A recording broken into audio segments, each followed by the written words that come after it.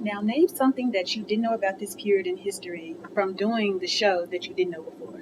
I mean, I don't know where to begin. There was so much. Yeah. Yeah, I mean, reading the slave narratives and reading just firsthand accounts of what happened. I mean, I read so many stories about, ways people escaped, and the ingenuity that they had, the genius that they had.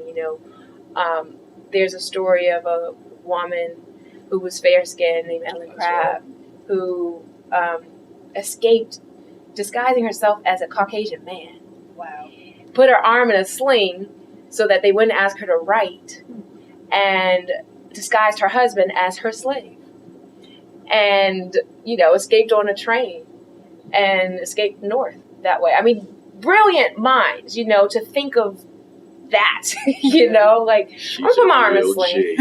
Let's just put it out there. And then the way that they use songs and hymns, were code songs, really, to escape to freedom. That the drinking gourd song was used in that manner, and that they used stars and markings on the trees, and the way the moss would hang on the north side.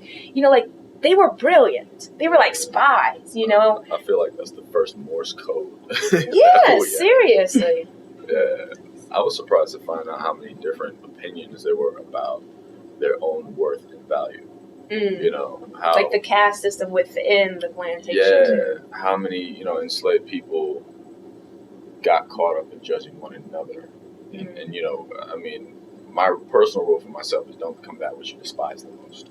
Don't become what beats you down. Don't become your enemy, that kind of thing. And, you see how many people succumb to that because they thought that was the only alternative.